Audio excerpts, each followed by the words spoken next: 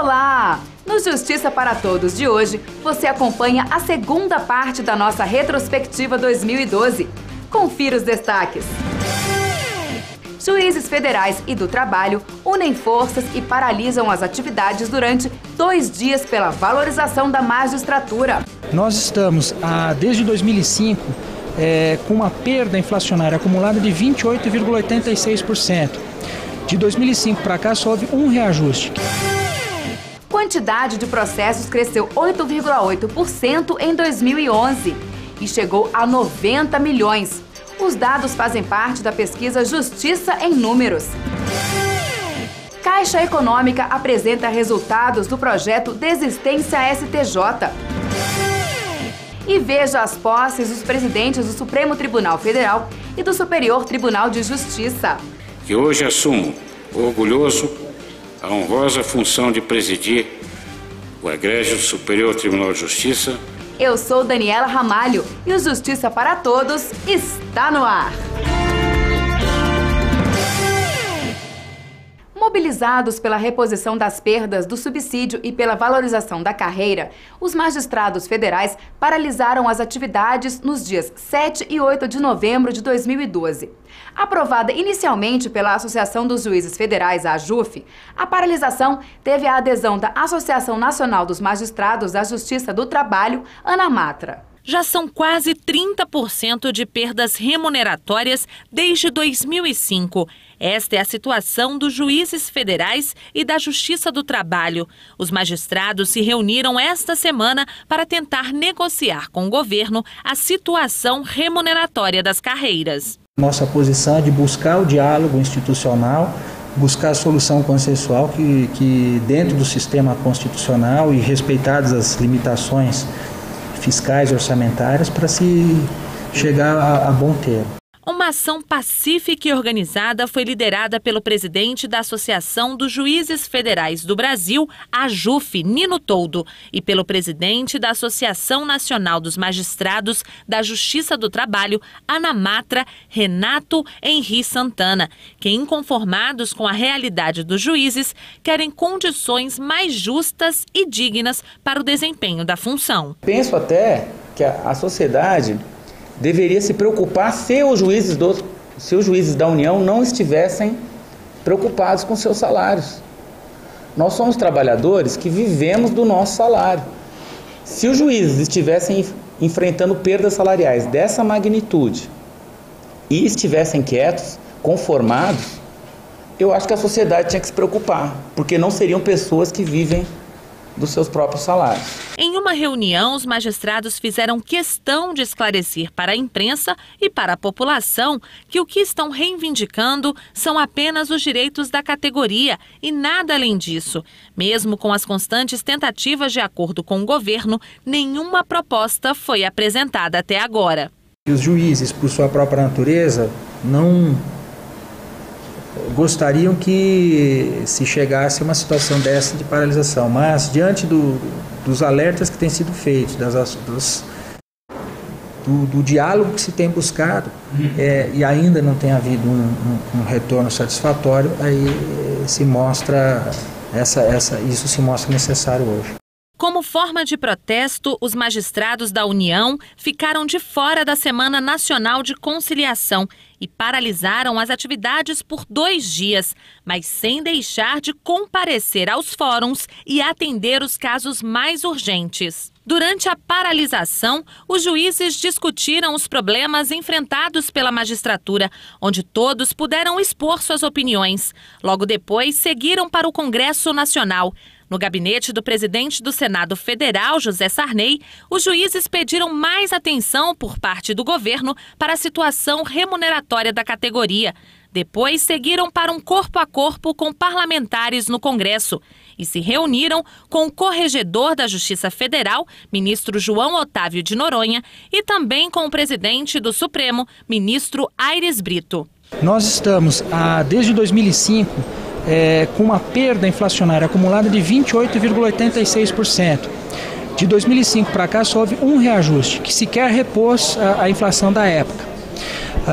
Então, o que se espera com esse movimento, essa paralisação de 2 dias, é chamar a atenção dos poderes para que se busque uma solução para os juízes. O que é importante ter em mente sempre é o quê?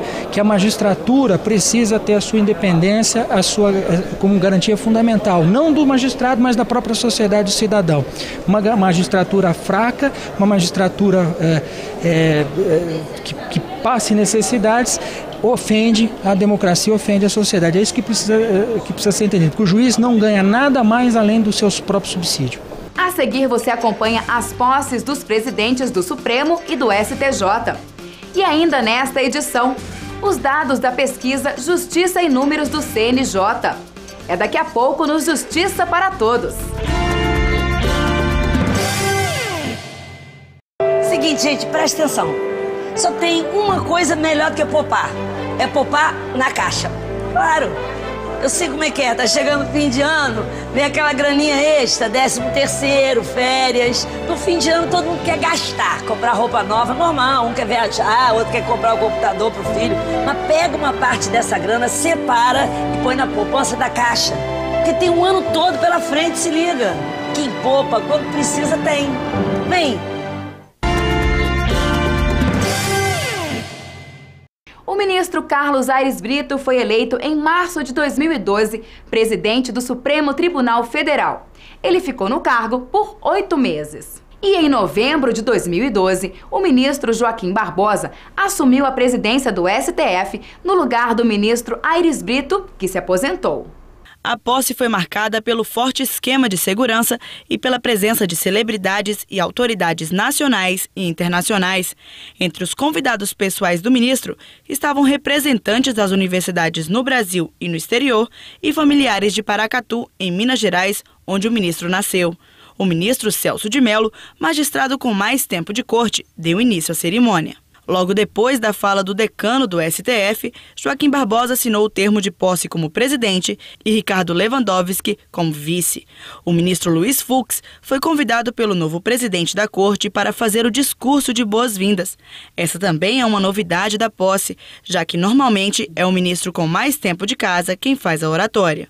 Presidente e amigo Joaquim Barbosa, rogamos que lute como Gonçalves Dias, uma luta renhida em prol de um poder judiciário probo, independente, ativo e legitimado.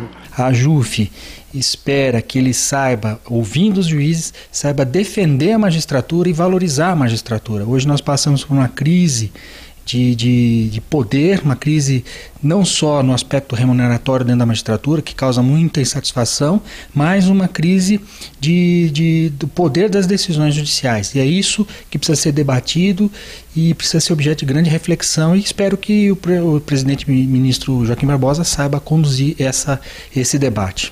Conhecido por diversas polêmicas na Suprema Corte, Joaquim Barbosa conquistou a admiração de muitas celebridades e também da sociedade. Artistas como Lázaro Ramos, Regina Casé, Martinho da Vila compareceram ao evento. Além disso, a presidente da República, Dilma Rousseff, também acompanhou a posse. Muitas autoridades acreditam que o mandato de Barbosa vai ser marcado por mudanças no judiciário brasileiro. Tendo uma mulher na presidência, tendo um negro na presidência do Supremo Tribunal Federal, isso para todos nós é uma demonstração de crescimento como nação, e eu creio que cada um brasileiro tem hoje motivos de grande satisfação. Mas o mais importante é que o Joaquim está lá não por ele ser negro ou por ele ser de origem pobre, mas pela sua capacidade e pela sua liderança. Joaquim Barbosa assumiu a presidência do STF devido à aposentadoria do ministro Aires Brito. O magistrado fica no cargo por 2 anos. O ministro Joaquim Barbosa está à altura dos maiores, mais graves, mais importantes desafios e imprimirá ao Poder Judiciário uma direção segura, arejada e, portanto, atualizada, corajosa como ele próprio é. Barbosa enfatizou durante o discurso a importância de manter a justiça cada vez mais próxima da sociedade, tratando sempre todos por igual, sem distinção de raça ou classe. Emocionado, Joaquim Barbosa agradeceu a presença da mãe, irmãos, filho e amigos do exterior. Não há justiça sem leis nem sem cultura. A justiça é elemento íncito ao convívio social. Daí porque a noção de justiça é indissociável da noção de igualdade. Vale dizer, a igualdade material de direitos, sejam eles direitos juridicamente estabelecidos ou direitos moralmente exigidos. De origem humilde, Joaquim Barbosa batalhou muito até ocupar a cadeira presidencial da Suprema Corte. Aos 16 anos, veio sozinho para Brasília e se formou em Direito na UNB. Foi aprovado no concurso público para Procurador da República e foi estudar na França por 4 anos, onde terminou o doutorado. Também estudou em Nova York e na Califórnia. O novo presidente é fluente em francês, inglês, alemão e espanhol. Ele foi o 3º ministro negro integrante do STF e o primeiro presidente negro da Suprema Corte. E também em 2012, houve troca de comando no Superior Tribunal de Justiça.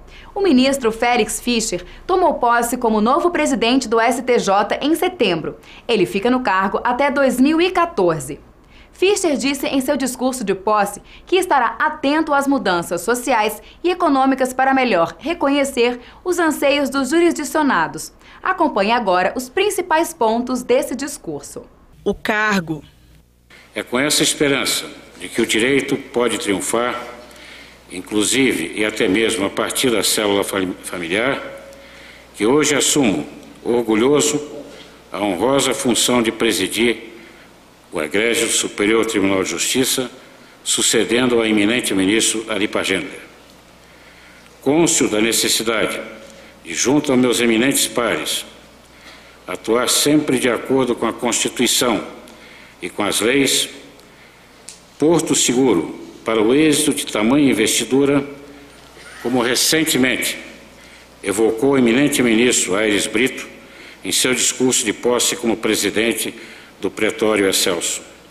Estarei atento às mudanças sociais e econômicas para melhor reconhecer os anseios dos jurisdicionados e, principalmente, para termos a tranquilidade de trabalhar na imperiosa missão de velar pela segurança e paz jurídicas. Desafios. Poderíamos citar, por exemplo, o envolvimento de todos os colaboradores indispensáveis ao cumprimento da missão constitucional, a consolidação do processo eletrônico, dando continuidade ao maravilhoso trabalho legado pelo nosso eminente decano, ministro César Rocha, especialmente no que tange à integração digital das diversas ramificações dos órgãos que operam o processo judicial, a racionalização das rotinas administrativas e judiciais, o estímulo aos procedimentos atinentes ao recurso especial repetitivo, que hoje já clama por filtros adicionais ou outros óbices recursais. Penso também que nós, do Superior Tribunal de Justiça, devemos ter a iniciativa de buscar alterações legislativas que afastem de vez a imagem errônea de que esta Casa seja uma terceira instância recursal. Tribunal Superior não é tribunal de apelação. As missões são distintas. A função constitucional do Superior Tribunal de Justiça está voltada principalmente, quando provocado, para a padronização da jurisprudência infraconstitucional. Destaco, por outro lado, que as desejadas limitações recursais não são fruto de arrogância. Trata-se, penso, de posicionamento alinhado ao Pacto Federativo. A seguir, Caixa Econômica apresenta resultados do projeto Desistência STJ. E ainda, quantidade de processos cresceu 8,8% em 2011 e chegou a 90 milhões. Os dados fazem parte da pesquisa Justiça em Números. É daqui a pouco, logo depois do intervalo.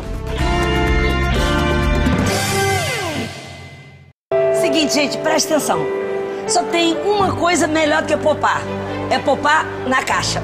Claro, eu sei como é que é. Tá chegando o fim de ano, vem aquela graninha extra, 13º, férias. No fim de ano todo mundo quer gastar, comprar roupa nova, normal. Um quer viajar, outro quem comprar o computador pro filho. Mas pega uma parte dessa grana, separa e põe na poupança da Caixa. Porque tem um ano todo pela frente, se liga. Quem poupa, quando precisa, tem. Vem! A Caixa Econômica lançou em 2012 o projeto Desistência STJ, que visa reduzir o número de recursos com menor relevância da Caixa no Superior Tribunal de Justiça. A iniciativa levou a instituição a desistir de 108 recursos apenas no gabinete de um ministro do tribunal. Foi com o projeto Desistência STJ 2012 que a Caixa Econômica Federal reduziu em 80% o número de recursos em que é recorrente no Superior Tribunal de Justiça. Com a iniciativa, agora os casos mais importantes vão poder receber a atenção especial dos ministros da Corte. Neste ano, nós buscamos o Superior Tribunal de Justiça apresentando à sua administração esse projeto do que nós consideramos nós chamamos de uma arrancada final, no sentido de visitarmos todos os gabinetes dos ministros nos quais existiam recursos interpostos pela Caixa, pedindo a eles que disponibilizassem à Caixa os recursos ali existentes para que pudéssemos analisar e desistir daqueles recursos que não estavam em consonância com os princípios de atuação que hoje são determinados pela Caixa a seu corpo jurídico. A instituição desistiu de 108 recursos, sendo 58 sobre o sistema financeiro de habitação, 28 sobre crédito comercial, 14 sobre poupança, 6 sobre perdas e danos e 2 sobre fundo de garantia por tempo de serviço. A Caixa tinha no Superior Tribunal de Justiça quase 5 mil recursos protocolados pela Caixa. É importante frisar, a Caixa já teve mais de 100 mil recursos no STJ, né? Já foi uma das maiores recorrentes naquele tribunal. Ao longo dos últimos meses, como eu mencionei, visitamos os gabinetes, tivemos uma atenção toda especial dos ministros da Corte e no final tivemos um êxito muito interessante. Conseguimos desistir de mais de 80% dos recursos da Caixa naquele tribunal. Cada um dos recursos foi avaliado de acordo com os critérios de desistência adotados pela Caixa. Esses princípios podem ser resumidos em dois grandes pilares, né? O primeiro, o respeito ao judiciário. As questões que o Superior Tribunal de Justiça define e pacifica a jurisprudência, o nosso entendimento é que não faz sentido a Caixa insistir no recurso com o objetivo único de procrastinar. Não é o modo de atuação da Caixa hoje. O segundo pilar seria também não deixar no Tribunal Superior de Justiça, no Superior Tribunal de Justiça, no Tribunal de altíssima relevância, questões de valor insignificante ou de pequeno valor, ainda que seja uma questão que eventualmente possa haver alguma controvérsia. O resultado disso é mantermos no Superior Tribunal de Justiça apenas as questões relevantes da empresa e aquelas questões, teses que ainda estão em discussão pelos ministros. O objetivo, evidentemente, de sair vitorioso. 90 milhões de processos tramitaram na Justiça brasileira em 2011, um crescimento de 8,8% em relação a 2010. O dado faz parte do balanço do Justiça em Números do Conselho Nacional de Justiça. Além dos tribunais federais e estaduais, nessa edição foram incluídos os tribunais eleitoral e militar. Dar maior agilidade e transparência ao judiciário. Esse foi um dos principais pontos no relatório do Justiça em Números deste ano. Na 8ª edição, foram mostrados os dados comparativos entre os 90 tribunais brasileiros sem o Supremo Tribunal Federal. Segundo o documento, no ano passado, 90 milhões de processos tramitaram na Justiça brasileira, 3,6% a mais que em 2010. Desse total, 26 milhões e 200 mil foram processos iniciados durante todo o ano, 8,8% a mais. Os juizados especiais, criados para dar mais agilidade nas ações de pequeno valor, possuem 73% dos 90 milhões de processos em tramitação no judiciário. Para cumprir essas sentenças, ao todo os tribunais gastaram quase 50 bilhões e 500 mil reais. Desses, 90% ficaram com as despesas com pessoal. Apesar de concluir o julgamento em 2011, de praticamente a mesma quantidade de processos que foram iniciados nesse mesmo ano, a Justiça brasileira ainda contém um estoque de 63 milhões de ações a serem julgadas. Esse valor se deve ao acúmulo dos outros anos. Isso corresponde a 71% dos processos, a chamada taxa de congestionamento. A gente viu ali que 99% foi, de certa forma, o índice de produtividade do Poder Judiciário em 2011. Tá bom isso? Olha, considerando o número de processos, a quantidade de processos, é um valor bem significativo. Mas o ideal é que esse número seja superior a 100%, que a gente julgue mais do que entra. Os tribunais estaduais foram apontados como os que mais receberam ações, correspondendo a 78% dos processos tramitados em 2011. O TJ de São Paulo foi o tribunal com maior taxa de congestionamento, ou seja, o que possui o maior número de processos sem julgamentos. Uma das soluções apontadas por Vaz e Verne para amenizar o número de processos parados na justiça brasileira é o investimento em conciliação e mediação. O CNJ tem, historicamente, e continua fazendo isso, sempre incentivando a realização desses mutirões, especialmente nos juizados especiais. Das outras atitudes que o CNJ tem tomado, e juntamente com os tribunais, é a própria Semana Nacional da Conciliação. É uma forma de incentivar a conciliação e não fazer só nessa semana, ou seja, incentivar que a conciliação seja feita. Não só a conciliação dos processos que estão em tramitação, os processos que estão nesse nosso estoque aí do judiciário, os processos antigos, mas também buscando fazer a conciliação chamada pré-processual, ou seja, antes do conflito ingressar no judiciário, o CNJ e os tribunais procuram fazer com que aquele conflito seja resolvido e não resulte em um processo. O evento da divulgação do Justiça em Número durou 2 dias e teve a participação de várias autoridades do judiciário brasileiro e também representantes de outros países. Na abertura, estiveram presentes os presidentes do Supremo Tribunal Federal, ministro Aires Brito, do Superior Tribunal de Justiça, ministro Félix Fischer, além do ministro Brito Pereira, representando o Tribunal Superior do Trabalho, e o presidente do TJDF. O anfitrião do evento, ministro Félix Fischer, afirmou que o Justiça em Números é uma das atividades mais inovadoras do CNJ. As informações hoje divulgadas permitem maior autoconhecimento da Justiça e constituem instrumento essencial para a formulação mais precisa de políticas públicas afinadas com as demandas do jurisdicionado num país de dimensão continental. Já para o presidente do STF, a iniciativa promove cada vez mais a transparência do judiciário. É uma publicação por meio físico, também por meio eletrônico, riquíssima em dados que possibilitarão o conhecimento ainda melhor do Poder Judiciário, e faço votos para que, assim irmanadamente, tornemos esse nosso encontro o mais frutuoso, o mais produtivo possível. A nova edição do Justiça em Números veio em formato diferente. Agora o documento contém infográficos, mapas e um sistema de segurança que impede a entrada de dados incompatíveis com outras informações. Alguns tribunais estaduais e federais também estão optando em usar o mesmo formato nos sites para dar maior clareza às informações. Na edição de 2013, o Conselheiro Nacional de Justiça promete que poderá ser anexado ao relatório o tempo de duração de cada processo. Uma das recomendações que o relatório Justiça em Números apresenta esse ano é exatamente que os tribunais façam ou criem um indicador que mostre o tempo médio de duração dos processos. Isso é muito importante. Alguns tribunais já têm esse indicador e já podem apresentar esse número. Mas no relatório de 2011, de 2012, que é relativo ao ano de 2011, nós ainda não temos como estabelecer nacionalmente a média da duração de um processo no Brasil. O Justiça para Todos de hoje termina aqui. Obrigada pela sua companhia. Tchau!